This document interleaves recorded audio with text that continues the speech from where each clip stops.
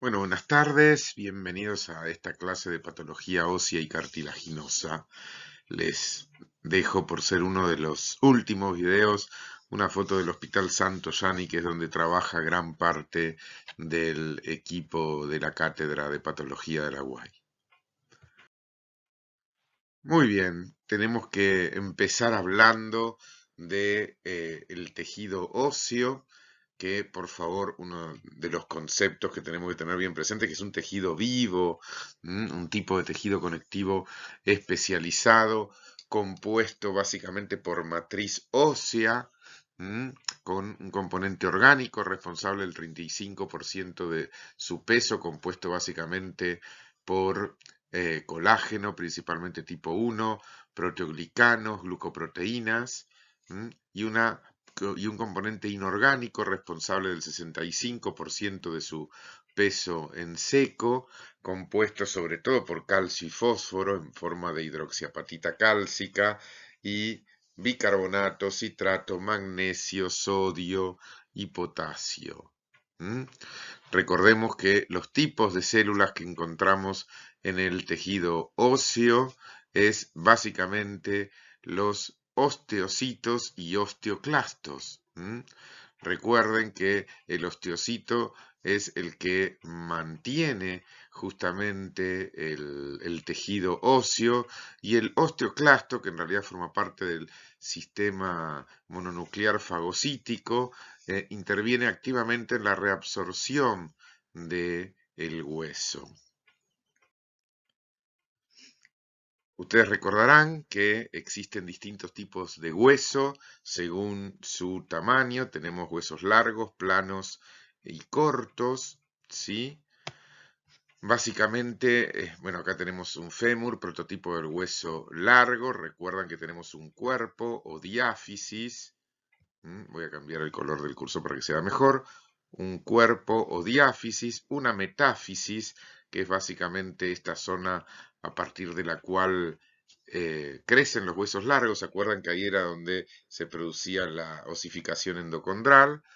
Y que básicamente está a la altura de la unión del cuerpo a la altura del cuello quirúrgico sería, y la epífisis o cabezas, las epífisis distales, donde la superficie articular está recubierta por cartílago articular. Más o menos en la mitad del hueso entra la arteria principal, la arteria nutricia, que va a atravesar el periósteo, y va a ir por la cavidad medular, en donde en el caso de los huesos largos solemos tener médula ósea amarilla. Recuerden que el hueso está compuesto por una capa cortical más compacta por debajo del periósteo, y luego viene la zona de hueso trabecular. En el caso de los huesos planos, como el de las cabezas, por debajo del periósteo tenemos hueso compacto, hueso esponjoso que forma el diploide, y nuevamente hueso compacto. Acá un pequeño esquema para recordar lo que era el hueso trabecular, con las distintas trabéculas que dejan espacios que contienen la médula ósea y vasos sanguíneos, y un esquemita abajo del hueso compacto para ver justamente cómo se disponía en cositas concéntricas que formaban las ostionas con todo el sistema de Havers, a través de los cuales iban las arterias y los vasos. Una microfotografía para recordar lo que era el tejido óseo con los osteocitos y la matriz ósea interpuesta, ¿no? Acá vemos un sectorcito de médula ósea. Otra microfotografía muy buena en este caso para ver el sistema de Havers. Acá vemos las formas concéntricas que tienen y los conductos en el medio por donde van los vasos. Es importante que recuerden que el tejido óseo es un tejido vivo, ¿sí? Que se nutre, que crece, en donde continuamente actúan osteoblastos y osteoclastos para producir y al mismo tiempo degradar hueso y mantener un equilibrio, que es importante que las trabéculas y todos crezcan dentro de un determinado orden, que es lo que le va a dar la fuerza al hueso. Vamos a ver que en algunas patologías la posición de tejido nuevo se hace en forma desordenada y eso, a pesar de que las trabéculas terminen siendo más gordas, lo pueden hacer mucho más frágil. A mayor aumento para ver las trabéculas con los osteocitos, los osteoblastos formadores de hueso en la periferia y algún osteoclasto por ahí. Básicamente, para evaluar la patología ósea es importantísimo tener presente la edad. Vamos a ver que la patología varía mucho en función de la edad, el hueso involucrado, con el tipo de hueso, ¿no? Si es largo, plano, corto, el área del hueso involucrado. Vamos a ver que en general no es lo mismo la patología epifisaria que la metafisaria o la diafisaria. El área del hueso, perdón, ya lo acababa de decir, las imágenes. No podemos hacer un diagnóstico solamente con la biopsia, tenemos que tener acceso a la imagen, siempre hay que tener acceso a la imagen para poder analizarlo. Recuerden ustedes que la biopsia en realidad es una interconsulta médica, ¿sí? El profesional, el anatomopatólogo, tiene que tener todos los datos del paciente o de la paciente para poder hacer un buen diagnóstico y, por supuesto, la microscopía. Recuerden ustedes cuando uno evalúa, por supuesto, sobre todo la placa, que vamos a ver distintos grises entre el negro y el blanco que van a corresponder a distintas cosas, ¿no? Así como vemos que cuando vemos negro es aire, la grasa se ve de un gris oscuro, el agua más blanco, relativamente parecido al calcio, y el blanco opaco es el metal, básicamente. Bueno, vamos a comenzar hablando con alguna patología inflamatoria, sobre todo la osteomielitis, ¿sí? Que es la inflamación del hueso y la médula ósea. Generalmente, la forma más frecuente de presentación es la osteomielitis primaria, en foco aislado o secundario a una infección sistémica. La osteomielitis se puede presentar en forma aguda, subaguda o crónica, según el tiempo de evolución que tenga. La vía por la que llegue el agente patógeno puede ser hematógena, que puede llegar por contigüidad de una infección adyacente o se puede implantar por una fractura y una exposición a un agente patógeno. Generalmente están involucradas bacterias piógenas como el Staphylo aureus, aunque también recordemos que es frecuente la afección por Mycobacterium tuberculosis. Recuerden que la afección de la tuberculosis cuando afecta el hueso, los cuerpos vertebrales sobre todo, es lo que se denominaba mal de Pot. Acá tenemos distintas imágenes correspondientes a osteomielitis, donde vamos a ver zonas de adelgazamiento del hueso que llaman la atención muy a primera vista. Histológicamente, lo que vamos a ver es una gran presencia de polimorfonucleares, ¿sí? Sobre todo en los bordes de las trabéculas y también comprometiendo obviamente la médula ósea. Dentro de las patologías no neoplásicas tenemos que hablar de la enfermedad de Paget, también conocida como osteitis deformante. Básicamente, en la enfermedad de Paget hay una alteración entre la fase osteolítica y osteoblástica en el hueso. Entonces se termina ganando masa ósea, pero con un hueso que se forma en forma desordenada y que por lo tanto se hace más débil. La enfermedad de Paget puede ser solitaria o múltiples y básicamente consta de tres fases evolutivas. Una osteolítica, también denominada caliente, en donde predomina y gana la actividad osteoclástica, es decir, se come hueso. Una mixta, donde vamos a observar gran actividad tanto osteoclástica como osteoblástica. Con lo tanto va a haber formación y lisis del hueso, y una fría o quemada donde predomina la actividad osteoblástica, que es donde el hueso se engrosa e incluso se puede deformar. Generalmente el compromiso de la enfermedad de Paget es axial. Afecta columna, cráneo, pelvis y fémur y tibia también. Solamente en un 15% se presenta una variante monostótica afectando solo el húmero. El hueso aumenta de tamaño, se puede deformar y como aumenta incluso la vascularización, se puede comportar como una fístula arteriovenosa, ya que puede haber intercambio de sangre por neoformación de vasos que vayan del sistema arterial al venoso. Característicamente, la imagen que vamos a buscar nosotros en la trabécula ósea es la imagen en mosaico que ahora vamos a ver, que corresponde justamente por esas aposiciones desordenadas de matriz ósea sin seguir, digamos, la estructura normal del hueso. Entonces, acá vemos huesos, bueno, acá en un centellograma afectados justamente en esta osteitis deformante. Las zonas calientes del centellograma muestran las zonas de lesión. Y podemos ver, esta es la típica imagen. Cuando ustedes ven trabéculas engrosadas y con estas líneas, que son las líneas cementantes que van mostrando los distintos niveles de aposición de matriz ósea, el diagnóstico, la verdad, que es muy sencillo. Igual recuerden que esta imagen es característica sobre todo en la última fase, ¿no? Pero aumento de osteoclastos podemos ver en otras, con adelgazamiento relativo de las trabéculas. La imagen típica entonces de la osteitis deformante es esa imagen en mosaico.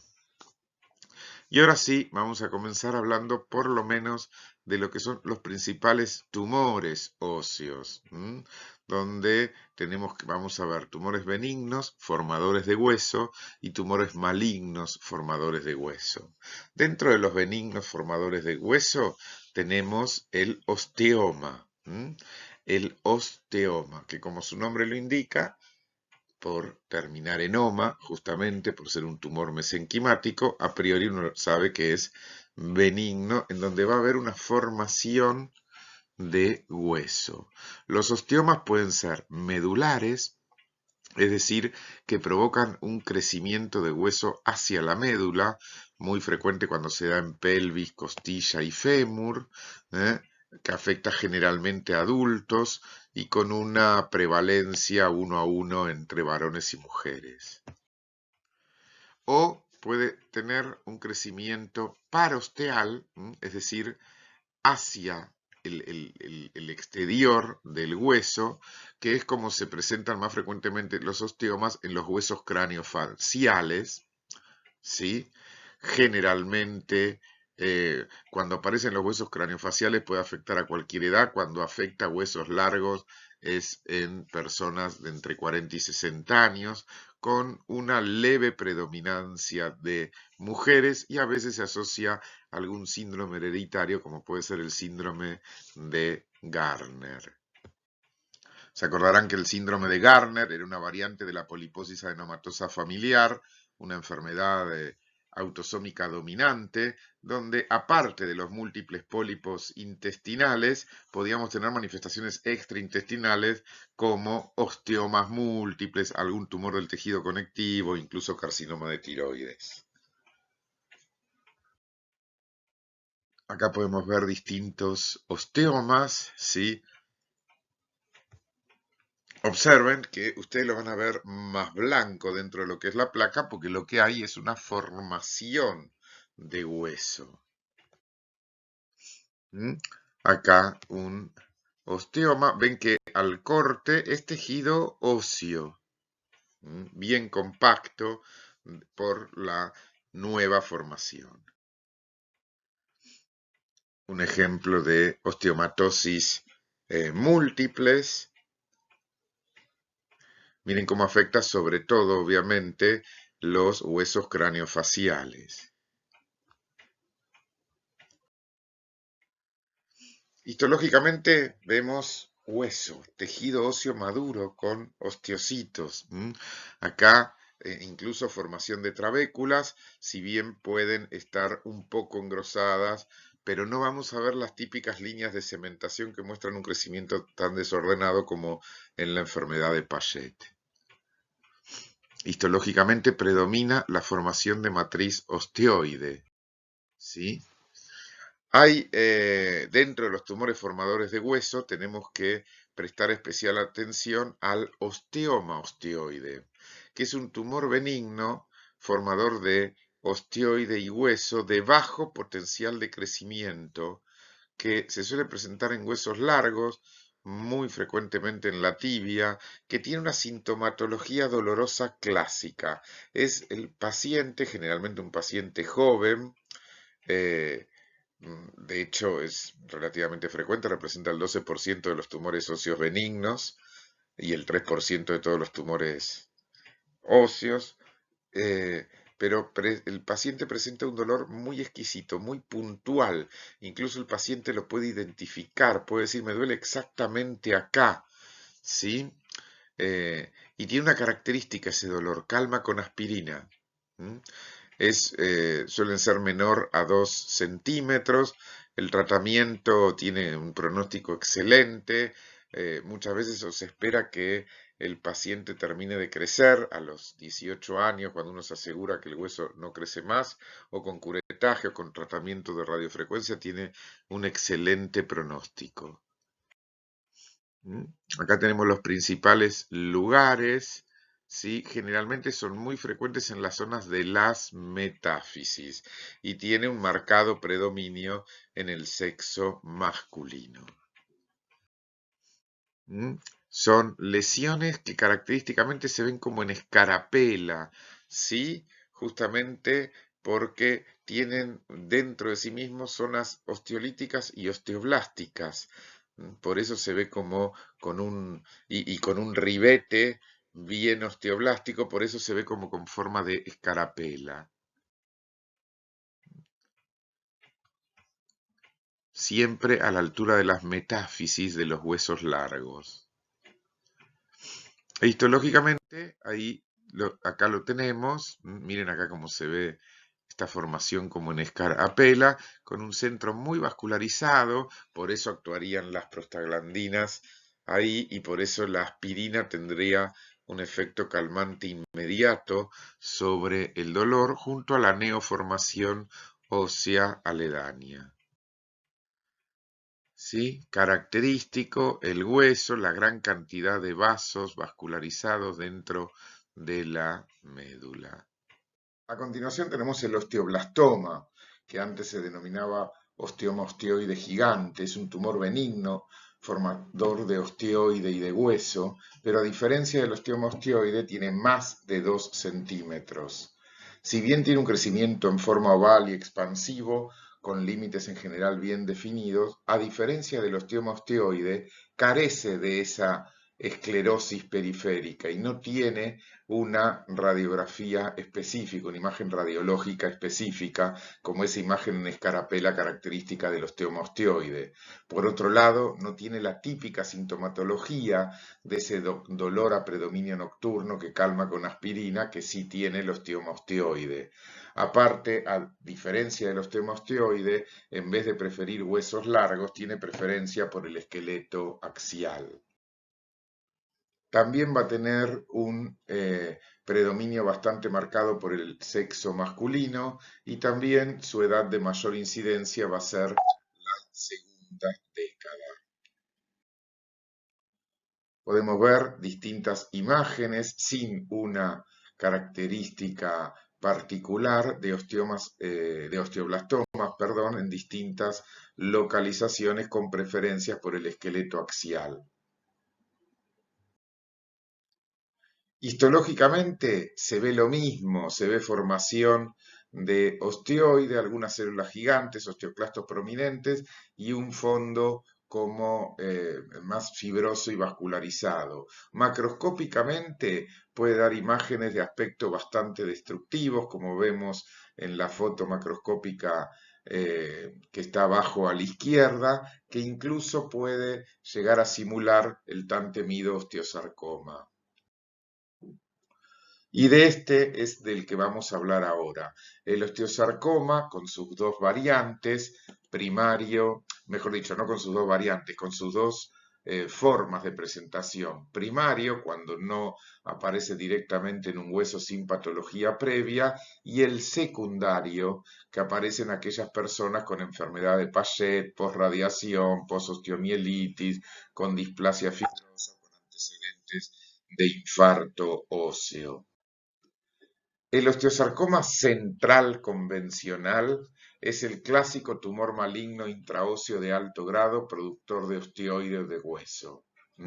Este es el que puede ser sobre todo primario y secundario, con una leve predominancia masculina. Va a tener un doble pico de incidencia en gente joven, entre 10 y 14 años, hasta los 18, y en mayores de 40. ¿Cómo explicamos este doble pico de incidencia? Porque en gente joven aparece el osteosarcoma primario, ¿sí? Aquel que no asienta sobre patología previa. Y cuando aparece en mayores de 40 es aquel osteosarcoma que aparece en pacientes que tienen un antecedente previo, como vimos hace un rato.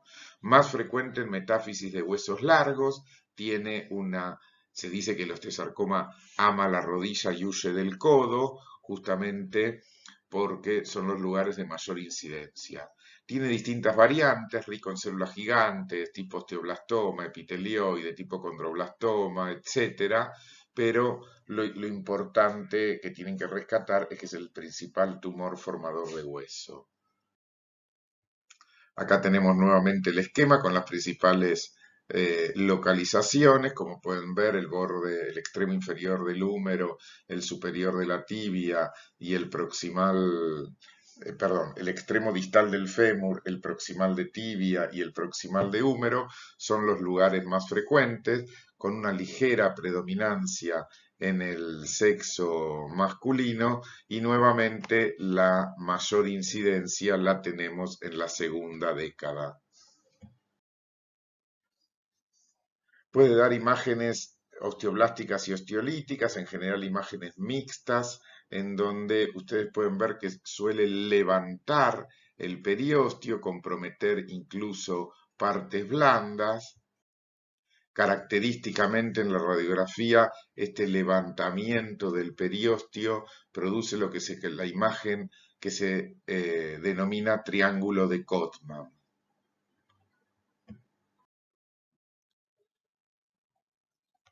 Podemos ver acá perfectamente en estas macros cómo levanta el periósteo, en este caso un osteosarcoma central convencional, y que se extiende hacia los laterales. Radiográficamente, las zonas más blanquecinas indican las zonas de formación de hueso.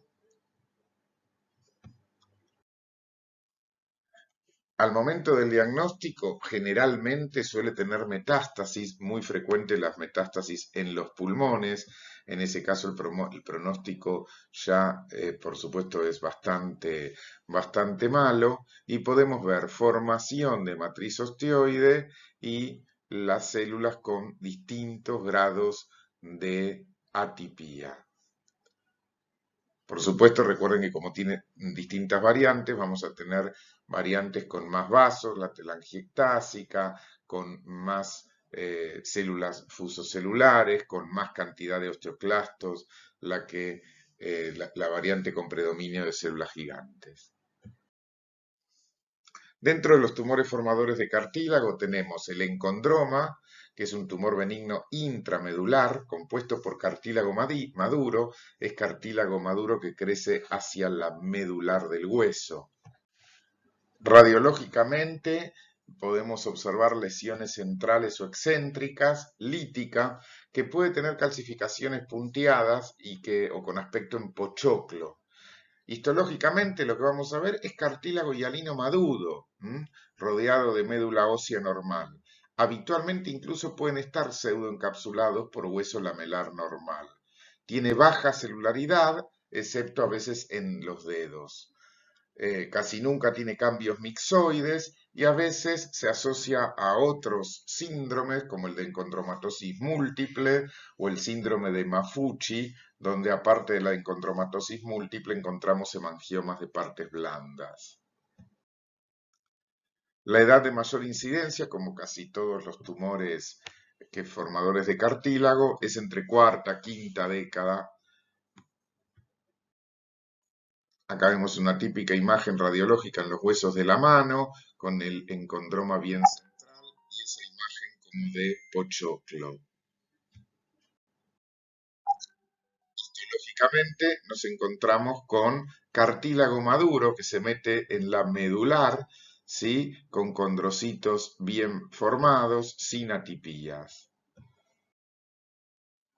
Luego tenemos el osteocondroma, que es el tumor óseo primario más frecuente, formado por un capuchón de cartílago neoplásico acompañado de una exostosis, de un crecimiento de hueso nativo. Es presente destacar que tanto la cortical del hueso como la medular se continúan sin interrupción con las correspondientes en este nuevo pedacito de hueso, ¿no? Los osteocondromas pueden tener un crecimiento bien pediculado, como estamos viendo en este ejemplo, o sésil.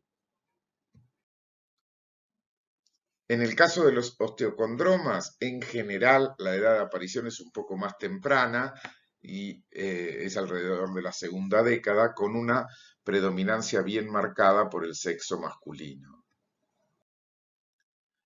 Podemos ver acá los dos tipos de osteocondromas que podemos tener, el pediculado y el que es más sésil. Observen ustedes cómo la cortical se continúa en el pedículo en ambos casos y por supuesto este crecimiento está rodeado de cartílago hialino. Acá podemos ver la típica imagen, la cortical del hueso que se continúa, hueso trabecular y el cartílago que lo recubre. Y ahora llegamos al principal tumor maligno formador de hueso, que es el condrosarcoma. Básicamente tenemos dos variantes, el intramedular y el yuxtacortical, más frecuente en varones, más frecuentes por encima de los 40 años. Generalmente se localizan en el hueso ilíaco, en el tercio superior del húmero, en el tercio superior del fémur, de la tibia o costillas. Histológicamente, ¿qué vamos a encontrar? Un engrosamiento y expansión de la cortical, con una típica imagen como en diente de sierra por los lóbulos tumorales de este tumor formador de cartílago, ¿no? Macroscópicamente es característico ver una coloración blanca azulada que le da el cartílago con focos amarillentos de calcificación. Es frecuente que haya áreas de degeneración mixoide acompañada de áreas de necrosis. Microscópicamente tenemos distintas variantes. El osteosarcoma convencional, el de células claras, el indiferenciado, el mesenquimatoso.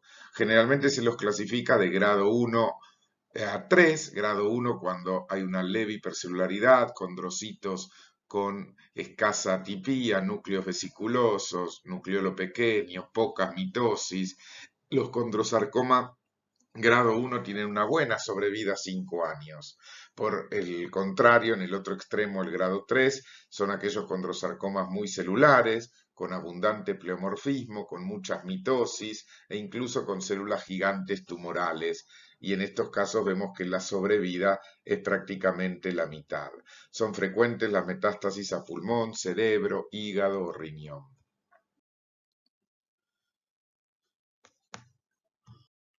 Acá podemos ver el leve predominio masculino, la mayor incidencia en quinta, sexta y séptima década y los principales lugares de aparición del condrosarcoma.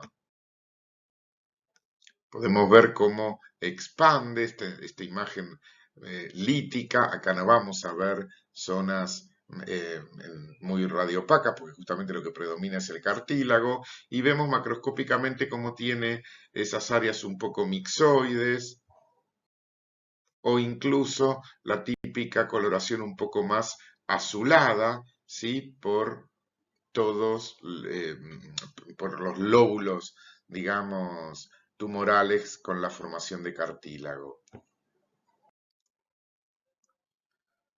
E histológicamente, dijimos, podemos encontrar distintos grados de atipía en ese tejido condroide. Incluso en los grados 3 podemos encontrar abundante cantidad de mitosis.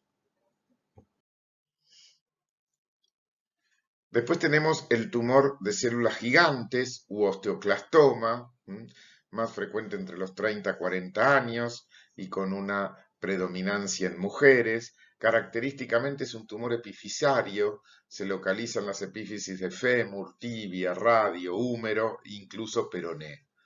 En la placa lo que vamos a ver son lesiones, es un osteoclastoma justamente. Vamos a ver que si bien tiene células fusocelulares, que son las tumorales, también tiene abundante cantidad de osteoclastos, que de ahí deriva el nombre. Está localizado, ya dijimos, en las epífisis tumorales y las epífisis de huesos largos, y va a dar las típicas imágenes líticas y expansivas sin esclerosis óseas periféricas. Macroscópicamente predominan las zonas hemorrágicas con áreas de consistencia más firme, rodeados por una delgada cáscara ósea. Histológicamente vamos a ver muchas células gigantes multinucleadas con más de 20 núcleos, formadas por la fusión de monocitos indispensables en la génesis del osteoclasto, y células fusiformes estromales que son las tumorales. Si bien pocas veces da metástasis, puede dar metástasis en pulmón. La edad de incidencia es entre 30, en la tercera y cuarta década de vida. Vemos cómo aparecen estas imágenes líticas bien epifisarias, ¿sí? Como que se van destruyendo tanto la medular y afinando la cortical del hueso. Miren acá también, qué bien que se ve la imagen lítica, miren cómo afina la cortical, incluso casi haciendo desaparecer la epífisis del hueso. E histológicamente, bueno, lo característico es ese fondo fusocelular, que son las verdaderas células tumorales, y gran cantidad de osteoclastos con muchos núcleos.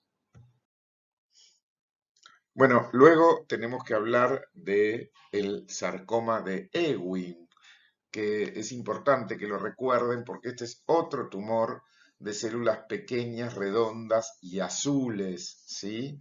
Es otro de los denominados tumores rondocelulares. A lo largo del año hemos visto distintos tipos de tumores rondocelulares, desde el sarcoma botrioides que veíamos en vagina hasta los linfomas, pasando por los tumores de células pequeñas en pulmón. Bueno, este es otro, con un fenotipo neural, por eso se denomina también tumor neuroectodérmico primitivo, ¿sí? Está asociado a algunos trastornos cromosómicos, como la translocación entre los cromosomas 11 y 22, o las expresiones del gen CEMIC.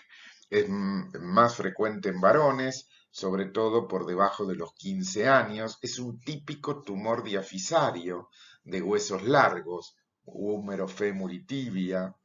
Histológicamente vemos una lesión osteolítica de bordes infiltrantes con una gran reacción perióstica que de hecho le da ese aspecto alrededor del tumor como en capas de cebolla. Macroscópicamente son masas gris blanquecinas con áreas de hemorragia y necrosis, e histológicamente son células pequeñas, redondas y azules, como dijimos, PAS positivo, y también con inmunistoquímica son positivas para el CD99, que incluso pueden formar rosetas de Homer-Wright.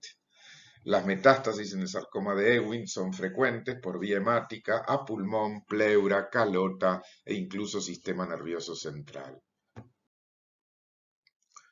Acá vemos un gran predominio en varones en la segunda década de vida. Vemos estas lesiones que comienzan en la medular y que están formadas por células pequeñas, redondas y azules con muy escaso citoplasma, ¿sí? Que son Pas positivas y que dan positivo por inmunistoquímica al CD99. Incluso histológicamente es frecuente encontrar las rosetas de Homer-Wright, ¿sí? Vemos la intensa positividad con CD99 e incluso con el FLI1. Bueno, hemos repasado los principales tumores y las principales patologías del sistema esquelético. Muchísimas gracias.